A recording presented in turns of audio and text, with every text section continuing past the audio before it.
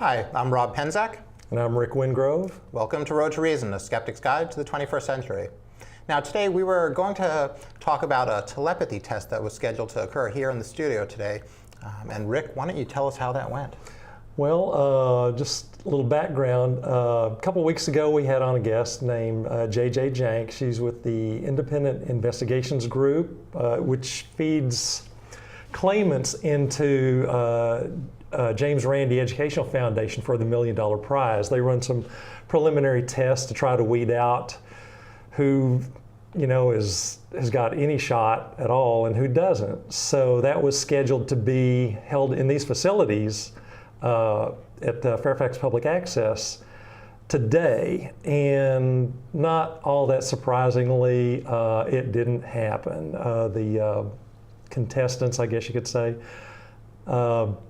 had some excuse. I don't know what it was. May have been legitimate. I don't know. But they failed to come in and do the test. So I don't know if that's ever going to happen or not. But it didn't happen today. So that's pretty much the end of that. Or that's one of the unfortunate things that with any of the flim-flam stuff that James Randi talks about. Anytime you're about to scrutinize one of these paranormal events, there always has to be some slippery way not to quite get caught in the act. Right. And every once in a while they will come and get filmed, and they are caught in the act and humiliated. And those are on YouTube, some of those too. Right. They're being exposed and humiliated and revealed. And of course, if you're familiar with the James Randi Educational Foundation, they have $1 Million Prize for people who can demonstrate some sort of paranormal activity under test conditions, and so far nobody's laid a finger on that thing. And that's hard to believe with all of the flim-flammery out there. For all these years, you'd think there'd be so many psychics and osteopaths and hypnotists. All they have to do is practice the art that they practice every single day, where they take billions of people's dollars for doing whatever it is that they do, and just show on camera with controlled situation that it really works. Well, it shows the importance of skepticism, which was the theme of our show when JJ was on. Which brings us to a new segment called Rick Wingrove, Investigative Reporter. Yeah, there, that's better. And what we want to talk about is consistent, coherent evidence and the importance of it. For instance, the sock monster. Something that happens, and we've all seen this, is that if you throw an even number of socks in a dryer, you're going to get back an odd number of socks. That's just a fact of life. That's science. So here's some evidence right here. A red sock missing and white sock gone. Love the toenail there. And another sock missing. They just, somewhere they go. And of course, we believe there is a sock monster out there. Here is a cat that had a close encounter with the sock monster back behind a dryer, I suppose. And here is evidence. You want evidence? Here's some evidence of the sock monster. I mean, I don't know what you need more than that. Here we found an entry point for the sock monster. The evidence is just piling up. And it gets better too. What else you got? There's a sock that almost escaped from the sock monster. It's still in the ductwork. And we found a nest. That pretty much closes the case. But here are droppings. And was there another slide too? That was pretty much it. But that's the evidence. And so consistent, clear evidence. Well, it depends on what you call consistent and clear and evidence. But obviously the point here is be skeptical of what you're being told, because some people do question the reality of the sock monster, and so do we. So, not sure where that leaves us, but I'm missing a sock, and I used to question that, but after seeing that segment, now I'm actually starting to wonder. Maybe there is a sock monster, and I got to stop blaming my kids. Right. So this is my heartfelt apology. So, and of course, that was a way of having a little fun about the ESP experiment that did not happen. Many times, convenient illnesses pop up, or people miss their train, whatever. But the guys just didn't show up to conduct the test. So that's where we are. But the James Randi Foundation is still there, and I imagine if this was an honest mistake and their telepathy is still in working order, and they want to come claim those $1 million, Well, they of can course, still get back on board with this. and this is just for the $50,000 initial Preliminary, round. right. If you win that $50,000, you get to move on to the $1 million round. Right. So All right, so we will be rooting for them. we will. All right. And some other news. I noticed a lawsuit by Hawaii citizens for separation of state and church, where they were alleging that the church has defrauded the Department of Education for $5.6 million. And one of the particularly upsetting things is that the Department of Education doesn't seem interested in tracking that down or pursuing the problem. And this brings us to a common thing we talk about with why we need separation of church and state. And here, that's $6 million-ish that should have went to educating everybody's kids. Right, and it points to the problem of enforcement. Yeah, you get like the IRS. People file complaints against churches all the time for politicking from the pulpit, which is just forbidden. It should be taxable if you do that. If you're going to be a political organization, you're supposed to pay taxes for that. You can't promote specific candidates from the pulpit, or you're a political organization that has to pay taxes. But this is typical. The same reason that Congress won't go after sayings on the money or in the pledge or anywhere else. You just can't get the people behind it because they're still beholden to or afraid of the church, one or the other. Right, it's like we have a system of laws, and then we have the system of which laws actually get enforced. It's funny even to work around some of the civil rights mischief that the religious right and that the political right has been working. Obama's only or favored recourse eventually became how to selectively enforce certain laws, and that's just a sad statement about where our country stands at this point, and it should be a reminder to everybody that this stuff really does matter, depending on the people you elect, depending on the people, once you had Bush, he didn't just stack the Supreme Court, there are all these federal courts that are now loaded with either evangelicals from his way of thinking or people on the far right, and they get to decide how these cases really play out. Well, a little selective enforcement might even be a nice thing, but we don't even see that. We see practically no enforcement. And that's why televangelists, who are the biggest scamsters and charlatans, they're criminals. They lie, they steal money, they promise people things that they, first of all, cannot possibly know, and second of all, that they cannot possibly deliver. And because it's religion and because they believe what they're saying, I guess, if you believe it, it's not a lie. As I heard on, the Seinfeld program. Yeah. So. And just in terms to drive home that point about the $6 million-ish being taken away from public education, as Dawkins points out in The God Delusion, you don't have Muslim children, you don't have Catholic children, you have children whose parents are whatever religion, and that's taking $6 million out of our pot of money to educate our kids, so when they grow up, they won't do Looney Tune things that, doom our world the way that we're headed. Looney Tunes, good phrase. So, let me see what else we saw. We talked about the sanctity of marriage last week, and I think that with the death of DOMA, it's time that we institute a new law, DOPI, which can be the Defense of Philandering Evangelical Yahoos. And I want to look to the Bible, where we can get support for polygamy.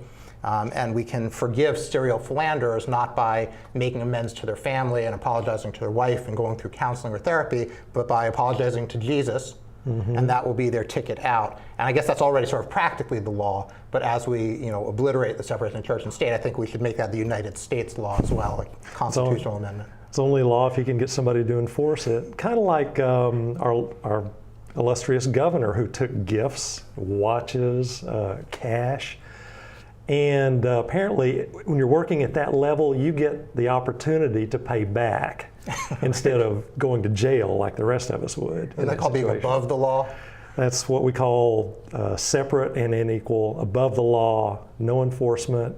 So if it's not enforced, it must not have been a crime. Right. And if you look at our, couple million people in jail, mostly in the lower socioeconomic rungs, mostly minority people, a lot of those for trivial, nonviolent offenses. Right. So a lot of drug offenses that didn't involve violence, and how their rights and their voting is getting taken away, and how that can determine and did, and has determined presidential elections. And then you look at people that defraud everybody and walk off. If you look at all the corporate CEOs, you've got politicians, you also have corporate CEOs that get their parachute of $100 million. So yeah, they get caught, they get to admit it in a no-fault way, and they still walk off with the money.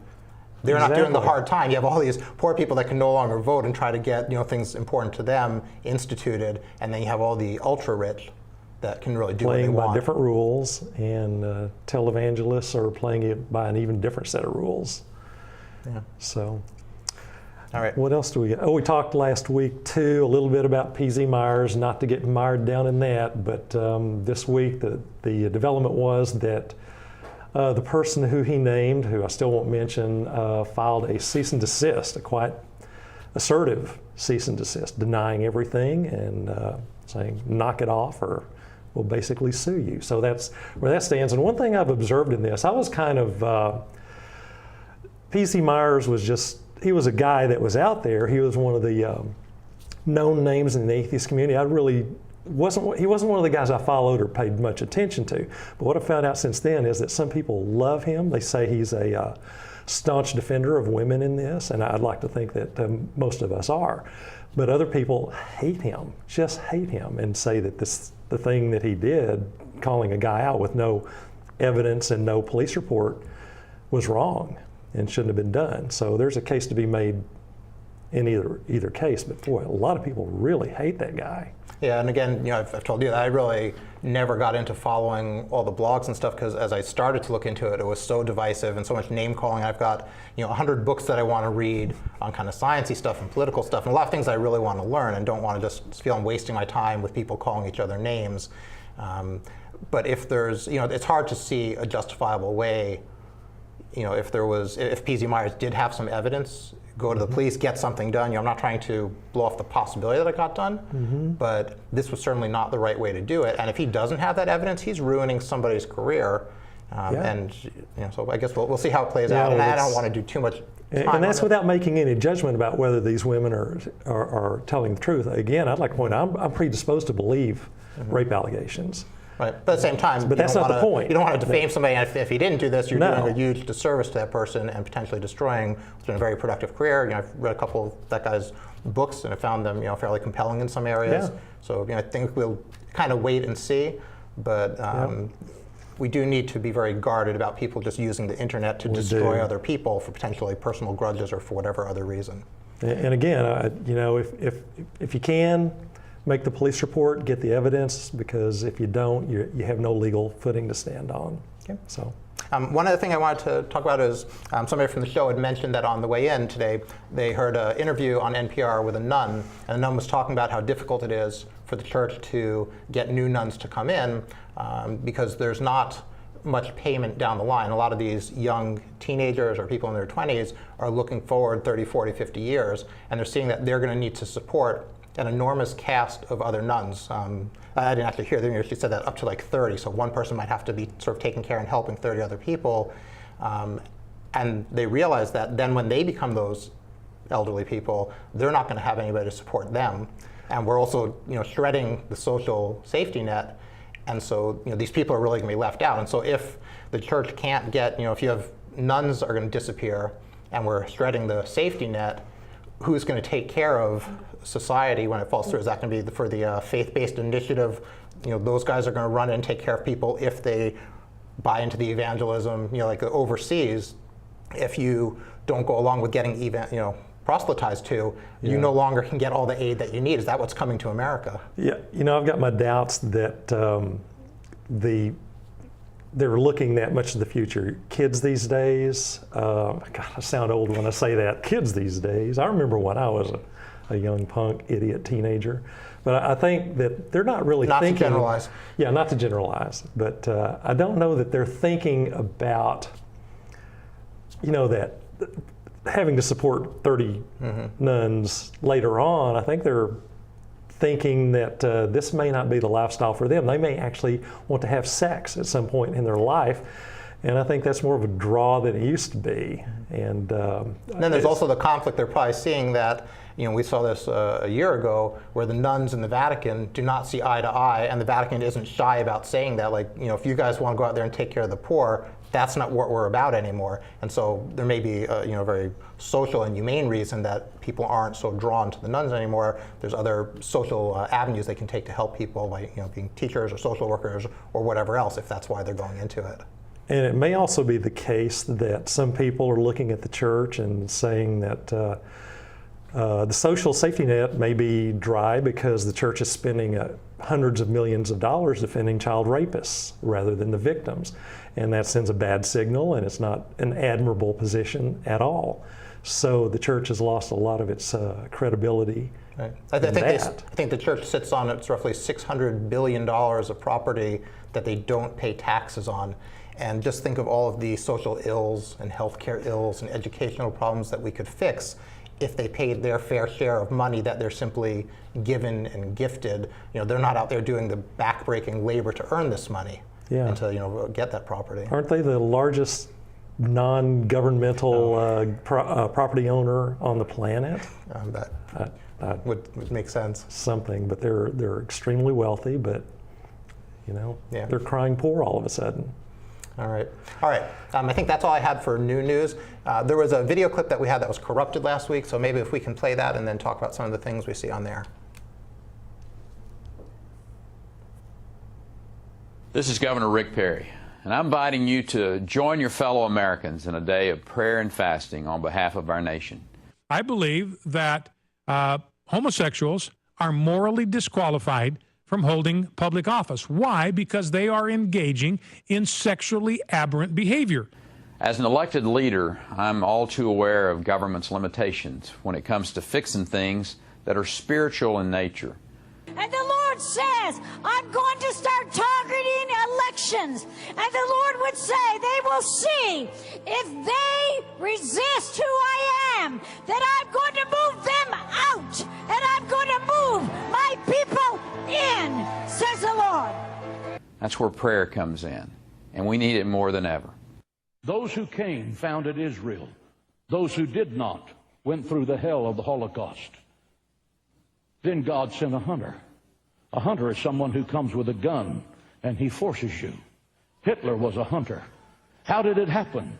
Because God allowed it to happen. Why did it happen? Because God said, my top priority for the Jewish people is to get them to come back to the land of Israel. Our nation was founded on violence. In 2010, you would urge that as an option, though? The option is on the table. The Almighty says, if my people who are called by my name will humble themselves and pray and will turn from ways that are wrong, then the Almighty will come in and solve problems. Was a Texas millionaire and governor, Rick Perry, introducing us to a cast of all those crazy characters and caricatures. He's inviting Americans to do what Jesus would do. He wants us to pray and fast to make our country great again. I guess the good news for all of the starving poor people out there is that they're already fasting. So they can just keep praying for food and keep praying stuff will happen. I want to go through a bunch of things that he brought up in that video. Sure. Let's start with Brian Fisher from the American Family Association, who says that gays should be disqualified, for their aberrant sexual behavior. And that's based entirely on a verse in the Bible, which disqualification from public office isn't what it says. It says kill them. That's what it says. So. But I guess if you kill somebody and stone them to death, then they couldn't serve, unless they got resurrected, and then they could serve.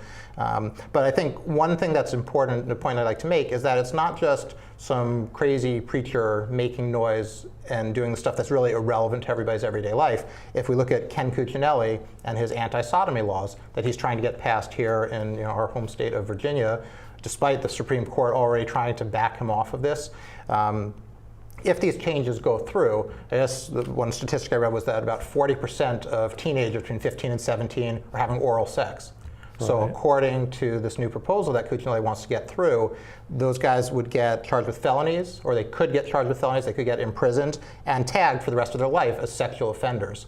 That's 40% of all the teenagers, here in Virginia, in the United States. So we're talking, like 130 million-ish people that are, well, I'm sorry, that's not a population, that's not 15 to 17-year-olds. But we are talking about tons and tons of people that will have their life actually changed if this law is in effect. Well, it's also something like 80 to 90% of adults engage in some sort of, what would be defined as sodomy. And so what we don't need in this country is a whole bunch of people locked up in prison. If Ken Cuccinelli is in the 10% that does not engage in sodomy, well, make your own joke. You know, there might be a way to turn him around. I don't know, you know, but I think he's not very informed on this. If he is informed, I can't imagine what has led him to take this Right, popular and backwards position. Right, if it's just a political thing, they've thrown some meat to the crazies all the way on the right, because, you know, I'm not sure why, you know, he would think that this will play well in any political arena. But again, this is anybody that votes for him has to realize this is what he's trying to get enacted. He might be a lunatic on the fringe, but if you put him in office, he's now a lunatic in the middle. And you can see this. He's a lunatic in office. Right, but you see this right with, you know, Sarah Palin was almost vice president. Michelle Bachmann was a temporary leader for the, you know, GOP primaries. Right. You go through Rick Perry was. And so each, you know, you've got lots and lots of crazies there. It's no longer a fringe movement. It's becoming the center. And unless we as a country decide we're not really for this and we don't want to get led by wingnuts and we have to put our money somewhere else, we have to, you know, try to change some laws, we're really in trouble. And because these are the people right at the top of the Republican Party, and they can look at the Democrats, had, you know, Jimmy Carter was an evangelical, Bill Clinton and Obama didn't disavow the right. You know, they played up their Christianity, and John Kerry. So this is really a widespread problem that we need to address. Well, and ironically, slightly off on a tangent here, but all of those names you just mentioned, if you will look up valuesvoterssummit.org, you'll see all of those names are confirmed speakers at the upcoming Values Voters Summit held every year in Washington. It'll be middle of October this year, and they're all there. All of those names and all the usual suspects from the right are going to be there, being crazy, whatever they do there. We have been making a point of not picketing, but tabling that event every year.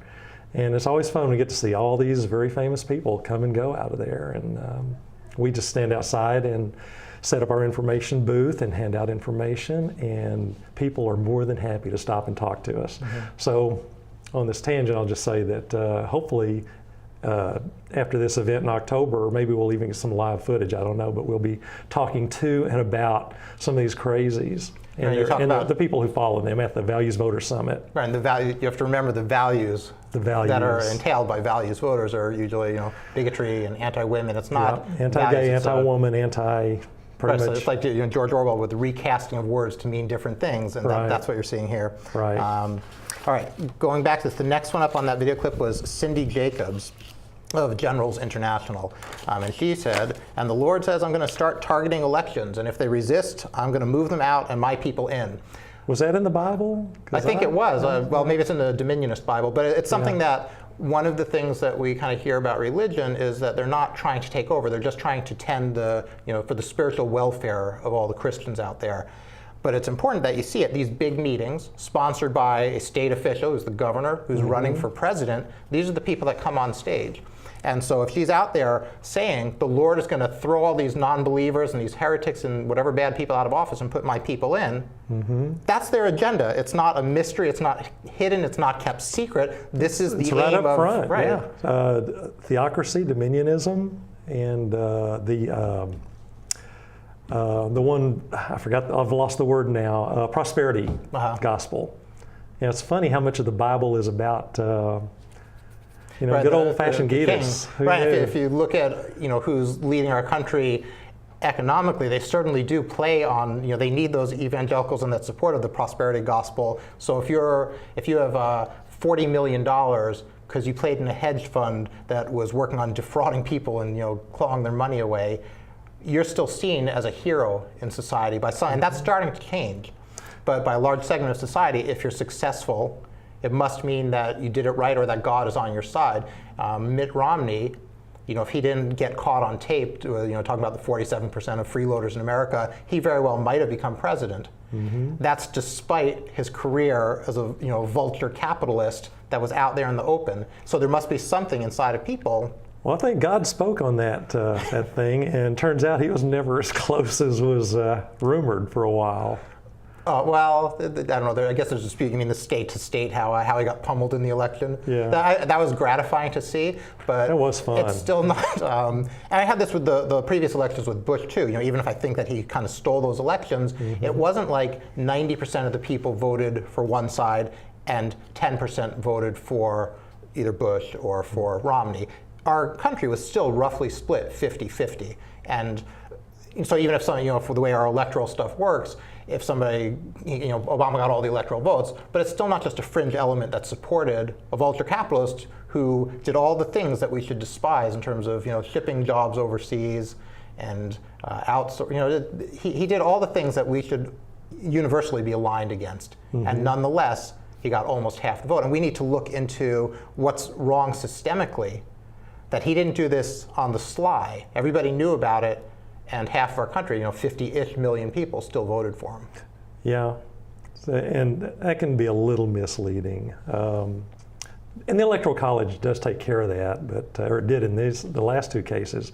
That's because Obama was smarter on the Electoral College than they were. But his ideas were so bad. In the 47% video, I've never seen a single piece of magic video like that just doom a candidate like it did. I mean, that was pretty much the election after that.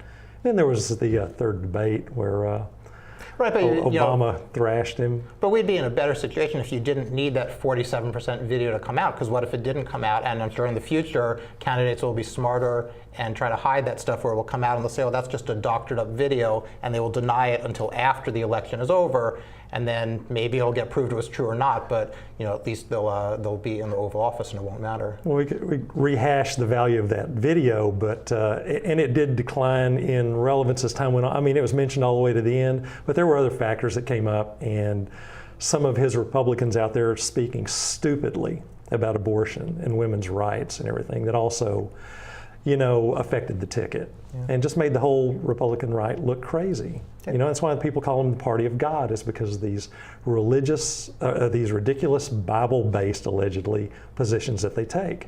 Yeah. All right, we will get back to more craziness and stupidity after the break. At NASA right now, scientists and engineers are working every day to help humans learn how to better care for our home so that we never have to leave. NASA has a fleet of satellites around the planet that keeps track of climate change and studies how humans are affecting the planet. NASA has a ton of geniuses, and all of them are working for a future that has a healthy Earth in it. Like when NASA helped find the hole in our ozone layer so we could fix it before the problem got out of control, NASA is doing its part. We have to do ours. This is our home. To learn more about how NASA is keeping an eye on Earth, visit www.nasa.gov/Earth. When I was younger, I didn't want to admit I had a serious disease. Because of my diabetes, I lost the sight in my left eye. Misconceptions continue to surround this monster public health issue. But the simple truth is, diabetes can often be prevented and complications avoided. You're not alone. Understand the realities of diabetes and know that you can manage it and lead a full, active life.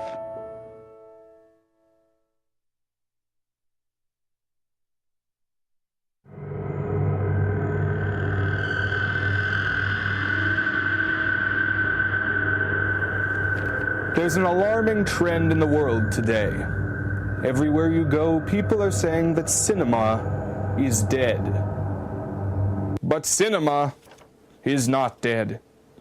My name is Count Simon Gauntley, and on my television program, Count Gauntley's Horrors from the Public Domain, I make it my mission to resurrect forgotten film classics.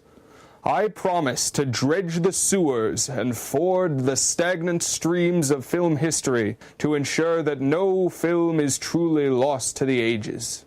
Count Gauntley and FPA, keeping cinema alive! Alive! Alive!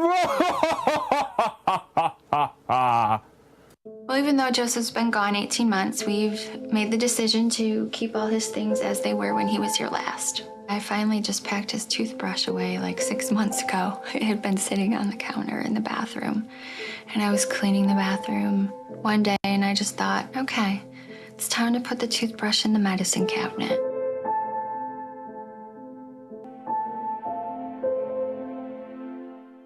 So, I just moved in with his family, and it's embarrassing. The little one, he likes to go outside and crawl around in the giant litter box. I don't know what he's doing. I mean, I was born and I knew how to use the litter box. Look at that. That's disgusting.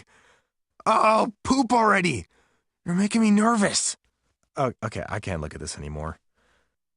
I really hope he grows out of this, for his sake. All right, we're back. We apparently had one caller who wanted to talk about values, voters, and was a little frustrated with our lack of appreciation for the values that they espouse, but didn't want to stay on the line to talk about that. If anybody else would like to call in. We're not actually pushing sodomy here. We're just saying it might not be the right thing to lock people up over, and depending on what all you include in that whole area of sodomy.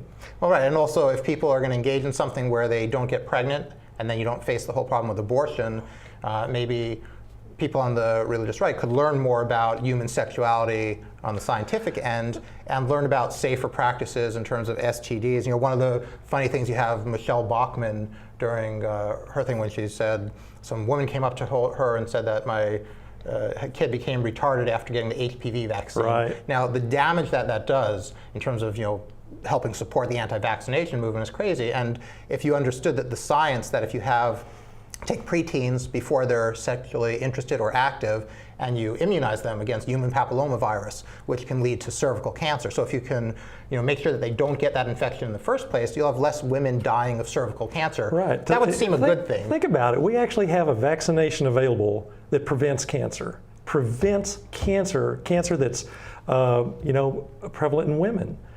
And how irresponsible is it to not take advantage of that for your daughter? It just boggles my mind. Right, and they talk about atheists not having ethics or morality. Can you imagine any situation that you're going to have your daughter, your wife, your sister, your friend who happens to be a female, and you could prevent a whole type of cancer, but instead of doing that, you're going to refer to a 2,000-year-old document, read whatever you read into it, and then try to forbid it. And that's just crazy. And again, these aren't just people on the lunatic fringe that are doing this. These are people that are owning one of the two parties that runs our country. And this is an enormous problem. And then, you know, changes where the funding goes to. If you have people that aren't kind of scientifically literate or scientifically oriented, aren't looking for evidence, then we'll start, you know, the NIH's alternative medicine wing. And you know, I think our whole country will be better off if we accept a little more science and apply a little more rationale to the way we set our laws. I would think so too. Plus, back to sodomy, the traditional definitions of what is and what isn't, and locking people up for those private consensual behaviors is just so upside down and backwards. That in itself is perverse. Although it does make sense. Because if you're on the right and you can lock them up, and if you can make it a felony and then they can't vote in the next election, this will give like a better chance, right? The right wing is worried about as the more Latinos come in and they're kind of not enjoying the bigotry against them from the right wing, so they're not prone to vote that way. The right wing realize it has a big problem. If we don't stay white Christians, they're going to get voted out. So it's really important now that they enact all sorts of voting restrictions, as you see them doing across the country. And I don't think that everybody on the top of that is stupid. I think there's some calculation that goes into this. And I think you give them too much credit. I think they actually want to stop people from doing certain things in the privacy of their own bedroom. There's a mix that's some of it, which is a little ironic for the hands-off small government for party the small to do government stay out of people's lives except their bedrooms. All right, getting back to our video. I was going to say one more thing about our caller. Sorry we upset our caller, but that's going to happen on this show, I'm sure. And so we just put out the challenge. If got something, you know, ask an atheist if there's something we can clear up for you. Do you believe in gods? We may be able to clear that up for you too. So, and if you want to defend your values, come on the line and make your presentation. You know, we won't interrupt you constantly. Go ahead, say your piece, and then we can talk about it and see if it seems reasonable. Make your case. All right. Getting back to the video, we also had John Hagee of the Cornerstone Church who came on and talked about the Holocaust. And was making it clear that this wasn't an accident. Why did it happen? Because God wanted it to happen. Why did God gas and shoot down 6 million Jews? Because he loved the Jews and wanted them to go back to Israel. That was his top priority. Right. Now, is that our omnibenevolent, omniscient God? And the best he could come up with to get his people to go back to the land that he supposedly gave them was to murder and torture 6 million of them? Yeah, that's one of those things that doesn't seem to make sense because it doesn't. It's unrelated to reality or reason, common sense, or sanity, these claims. John Hagee is one of these guys who wants the Jews all back in Israel so that they can rebuild the temple so that at that time the rapture can occur. For those who are not familiar with the Bible, who keep calling Obama the Antichrist, Obama can't be the Antichrist because the Antichrist doesn't come along until after the rapture. The rapture cannot happen until the temple is rebuilt, and that isn't going to happen until all the Jews are back in Israel. So, you know, and that's the great irony where you have the people on the religious right now are the biggest supporters of Israel. And it's not that they suddenly forgave the Christ-killing Jews that they wanted to torture for 2,000 years. They need the temple rebuilt so that we can finally reach the glory of Armageddon and the end times and the destruction of our world. So people can get raptured out of their homes, their cars, their lives, their airplanes, whatever they're in at the time. And these are the people that want to lead our government, and somehow half the country, and we understand, you know, again, most of our friends probably happen to be Christian because, you know, most of the people in the United States are Christian. But they need to understand, if you elect these people to run our government and set our laws and fund our institutions, they're going to continue to move us toward this, you know, horrific end state that they're dreaming of. It's not a joke to them. They actually believe it. So if you were a Christian because you were raised a Christian, you might want to look and see what the Christian leaders are actually doing with their authority, because I don't think that's the kind of Christianity most people practice or are trying to practice. And also, just bear in mind, these are people in positions of responsibility in the United States of America in the 21st century. And these are people who deny science. They deny all the products of science, not just evolution, but also climate change. But there are people populating the science committees. Let me say this, it's not that we want to trash Republicans all the time, it's just they give us so much to trash. There are young Earth creationists populating the science committee in the House of Representatives in the United States of America in the 21st century. It boggles my mind that they're even allowed to vote. Right. It's not just an embarrassment. And right, the people that shouldn't be voting, if you can't, maybe you should make, for Congress people, a basic literacy test for science, saying they'd like to apply to, you know, probably the Hispanics. At least on the science committee. Scientific literacy, right, for at least those committees. At least on the science committee. Because it really does matter what people believe if they're going to run these things. Now, I also, you know, I think it's easy for atheists just to make stuff up and people won't believe it. So in terms of how God treats Israel and how they think about Israel, I'd like to read from God. This is a quote from God, from the Bible. Okay. So it's God's own work. This is from Ezekiel 23 from the Complete Jewish Bible. The word Adonai came to me. Human being, there were two women, daughters of the same mother, who were whores in Egypt. Even as young girls, they were whores. There, they let their breasts be caressed, and their virgin nipples were fondled. Now, Israel is one of these daughters. This was God's lover. And as you'll see as we read through this, God seems not like a divine, holy, ultra-powerful being, but he's the spurned lover, the jealous husband, the abusive boyfriend, and he's going to get back at his bride Israel, who left him. So it says Olaha, I think that's Israel's name, and this prostituted herself. She lusted after her lovers from Asher, warriors dressed in blue, governors, rulers, all of them good-looking young men riding on horseback. She gave herself as a whore to them, all of them, the elite of Asher. She defiled herself with all the idols of everyone she lusted after. She did not give up whoring she had begun in Egypt, where men had sex with her, fondled her virgin nipples, and flooded her with fornication. So I handed her over to her lovers, the men of Asher. They exposed her private parts, took her sons and daughters, and put her to death with a sword. But that's not the end of it. Let me skip down to one of the other parts here. Yes, she lusted after their male prostitutes, this is Israel, whose members are like those of donkeys and who ejaculate like stallions. You yearn for the lewdness of your girlhood. When the Egyptians used to fondle your nipples and caress your young breast, you notice the repetitive obsession that God here has. Therefore, Olahiba, here is what Adonai Elohim says. I will raise up your lovers against you, the ones who fill you with revulsion, and bring them against you from every side. Skipping forward, I will give them authority to judge, and they will judge you as they see fit. I will direct my jealousy against you so that they will deal with you in fury. They will cut off your nose and ears, and what is left of you will die by the sword. They will seize your sons and daughters, and those who remain of you will be consumed by fire. Love Jesus. Wow. Now, that's actually that wasn't Jesus. That's probably Old Testament. So I guess that was God before he Ezekiel's became Old Testament, Jesus. yeah. But so now you read something like that, the quote from God, and you look and you see Hagee saying how 6 million Jews were killed because that was the only way God could think of. And you have to think, maybe God is the ultimate anti-Semite.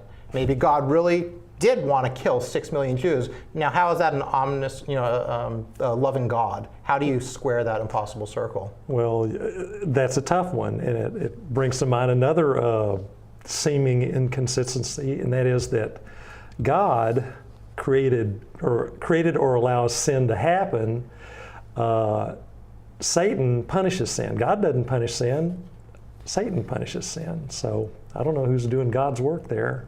Yeah, it's very clear. It's a hard line to draw between God and Satan often. Yeah. You look at the story of Job, I think we talked about in one of the earlier shows, and so God on a dare decides to torment his most faithful, beloved follower, and then he, part of the punishment is he wipes out Job's family, but then he gives him another family later. So is this that God is the ultimate... He wrecks that one too, doesn't he? Well, I think in the very end he gives him a new family to keep, but just the whole idea of these are just collateral damage here, and so I guess women and kids don't count for much. Maybe God loves old white Jewish bearded men, or now Christian men, white men. It's there's so many of these things. It's just the Bible is riddled with these. Yeah. Well, and another one related to that too is how people have gone through the Bible and come up with a length or an age of Earth of 6,000 years, give or take. Some people have also gone through and done the number of people that God killed in the Bible is something like 10 million or something, or several million anyway. Right. And Satan's death toll, 10.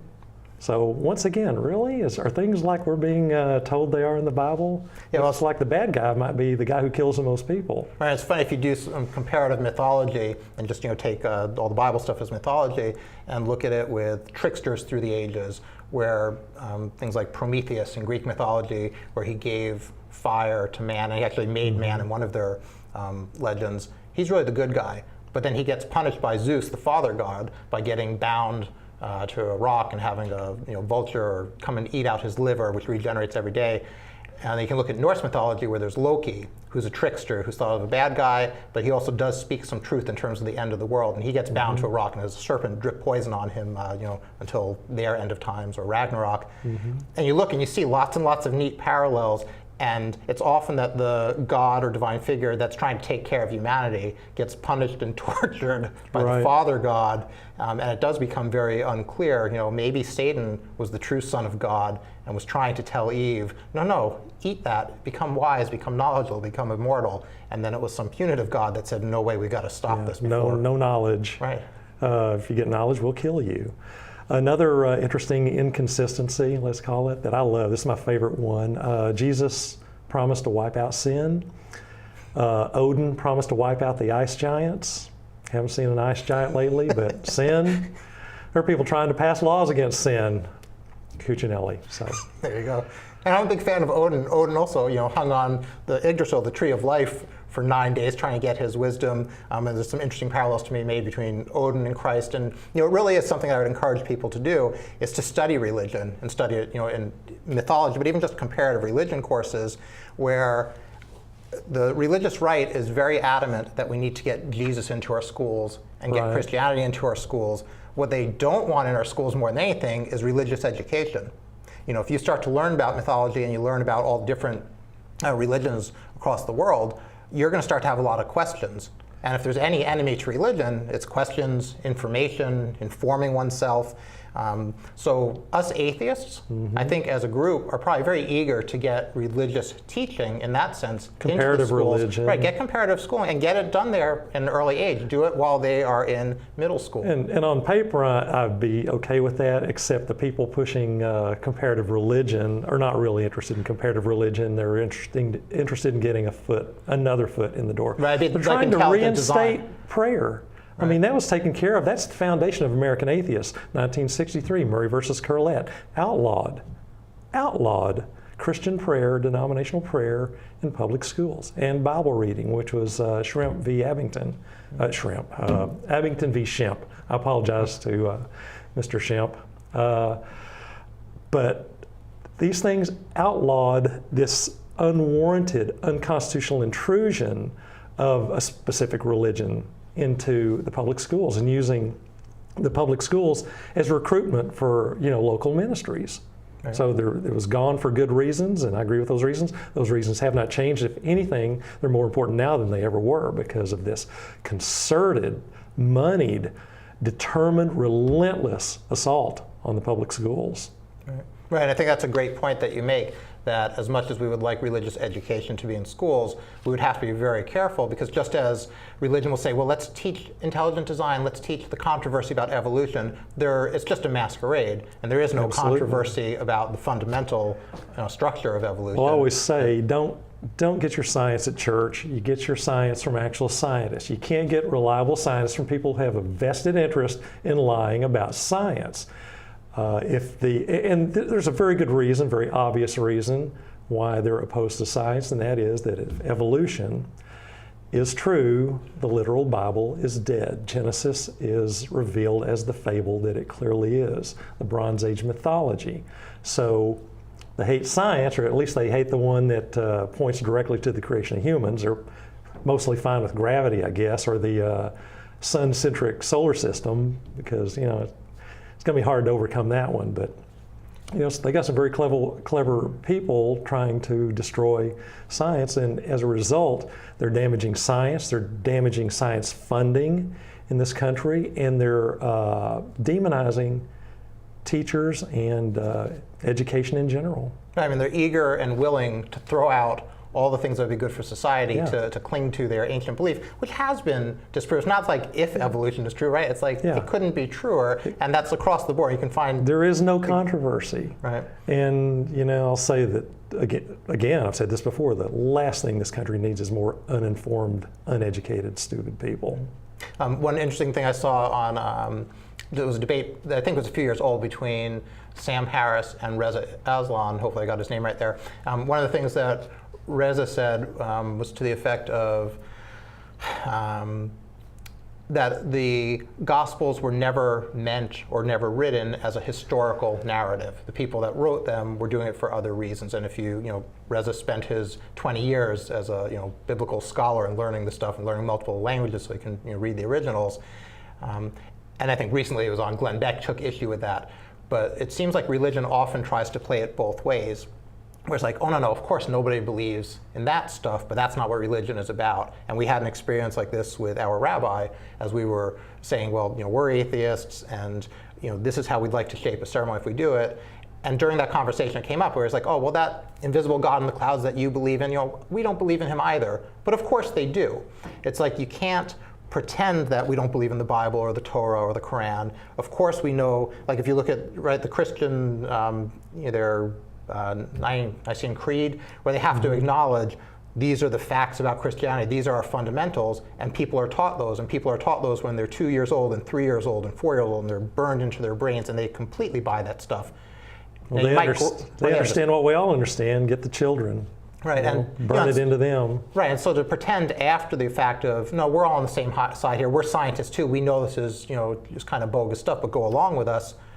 It's like once you take out that bogus foundation, a lot of their policies fall apart, and all their theory, if you want to call it, falls apart. And so I think religion needs to be a little bit more honest about what it believes. You guys give us a statement, a modern statement, of what, if you want to call somebody a Protestant or a Catholic, give us a modern statement of what those people believe, so we're not criticizing some phantom, as they like to say, that we're just making fun of a caricature of religion. What is religion about for you guys? So Rick Perry is one of the people who apparently does not agree with the Constitution at all. He believes that we are a Christian nation and that Christians should be in charge and that we should be under some form of Christian Sharia.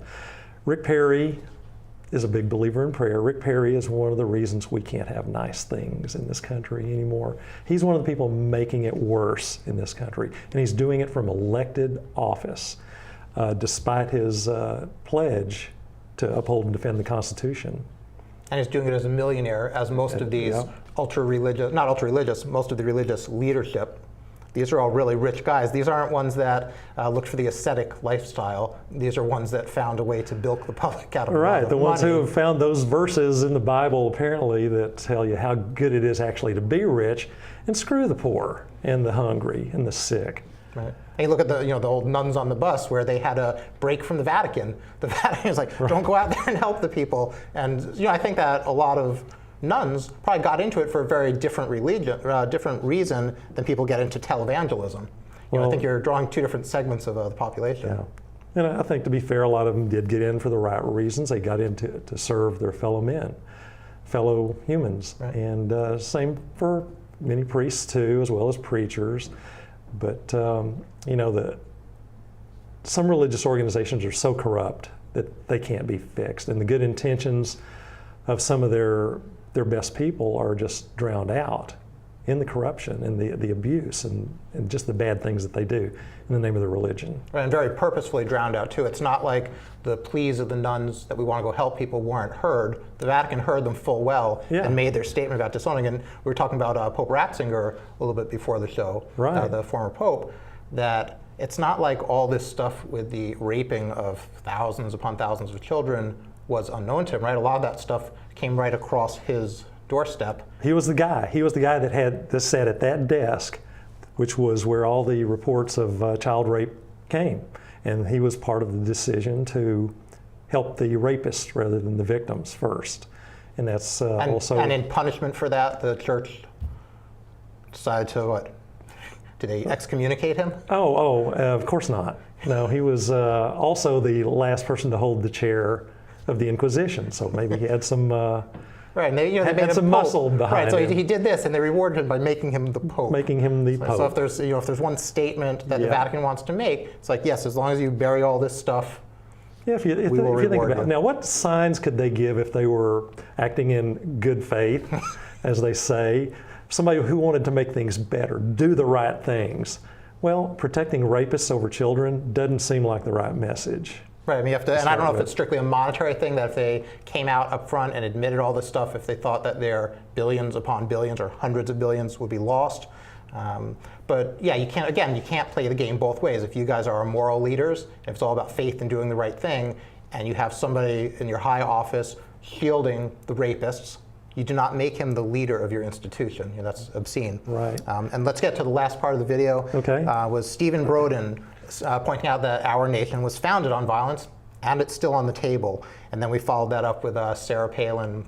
Yeah. So on that violence thing, if you remember back to Sarah Palin with her bullseye target and the crosshairs and putting people, Gabriella Giffords, they had the attempted assassination. Mm-hmm. When you get all of these leaders of the religion, you've got politics and religion together. So Palin became a Republican leader, a populist leader, and religious leader, and she's putting out this violent gun rhetoric.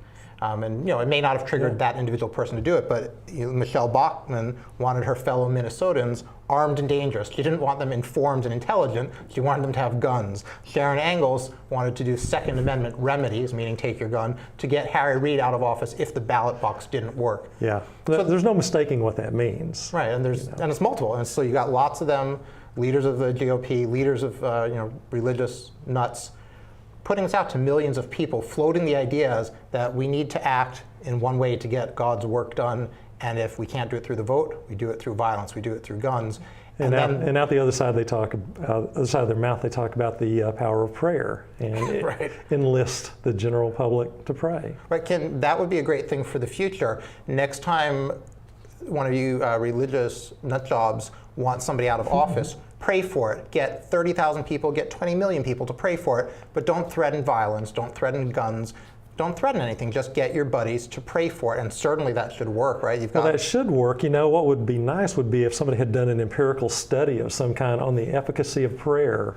But nobody's done anything like that, have they? Yeah, sadly, there's actually, it's funny, there's a Cochrane Institute. There's Ben Goldacre is a physician in, I think, Australia that wrote Bad Pharma and Bad Science. And so he talks about a bunch of the problems within science itself in terms of a lot of mistakes that can be made, or a lot of the pharmaceutical industry, how they can cover things up. So one of the places he talks about going is to the Cochrane Institute, because they try to do good studies and they try to help weed out some of the bias. So if there's a lot of bias, or if you get a good result, you publish it. If you don't get a result, it gets buried and the doctors or the scientists never learn about it. And peer review on that side means making sure it complies with Scripture, I guess. Evidently. So the Cochrane Institute, sadly put out like a study where it was talking about intercessory prayer. Right. And it kind of said, well, the evidence isn't clear for these reasons, but it would be reasonable to do more research. And then some real scientists, even some that write for the Cochrane Institute, ripped into it and said, you know, this is really sad and pathetic and upsetting. And they went to look at some of the people conducting the studies and see if, you know, so if the Templeton Foundation is behind it or if religious authors are behind it. And one of the things that they pointed out were these authors before, you know, buried in the report as they're getting underway, are they build in excuses for if this study doesn't document the prayer, well, God is, you know, unmeasurable, or God is beyond this, and God would know which side, you know, if somebody wanted to randomize a trial, so you had, you know, 2 different groups, God would already know which way they were randomized, so you can't really judge him by that because he already defeated that test.